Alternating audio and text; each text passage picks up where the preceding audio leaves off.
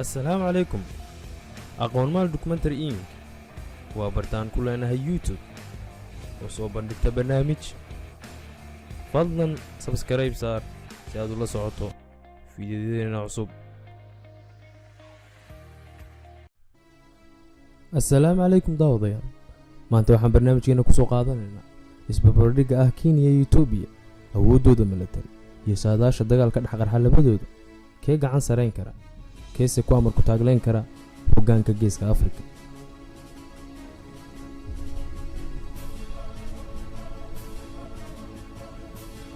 tirada dadka Kenya waxay hooy u tahay 9,4,365,000 oo qof halka Ethiopia 103 milyan oo qof ay hooy u tahay.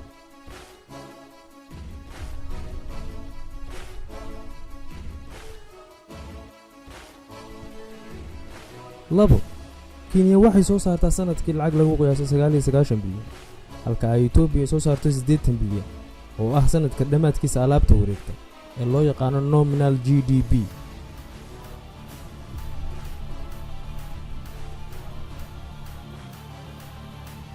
saddex tirada ciidamada dhulka ee loo yaqaan infantry Kenya suuqeynta wadarta guud ee infantry-ga waa 29,150 oo kala ah 5,000 oo kayd ah iyo 24,150 diyaar ah xerooyinkana ka soo bixi kara haddii la dareemo khatar amni halka ay Ethiopia suuqeynta ciidanka dhulku yahay 162 oo xerooyinka ku diyaarsan soona bixi kara haddii ay timaado handadaad shisheeye oo waddanka lala damco.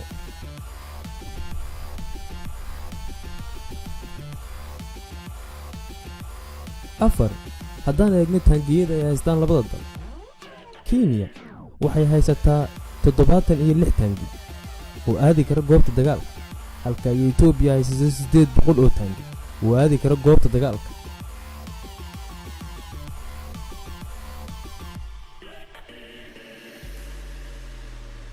shan madaafiicda goobta Kenya waxay ku qalabaysan tahay 25 ah madaafiicda goobta halka Ethiopia ku qalabaysan tahay 700 oo xaba oo ah nooca madaafiicda goobta.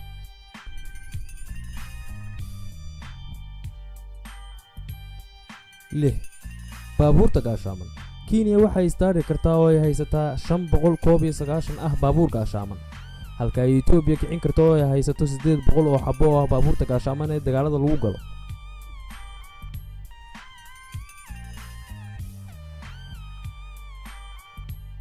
7 awoodda badda Kenya waxay haysataa 19 markab wadarta guud oo kala ah laash dagaal patrol iyo roondada wareegta badda oo la dagaalami karta burcadbadeedka halka Ethiopia haysato waxba waana sababta dhalisay in 2018 Ethiopia ay ku dhawaaqdo ciidan bad iyadoo aan lahayn wax badaaba.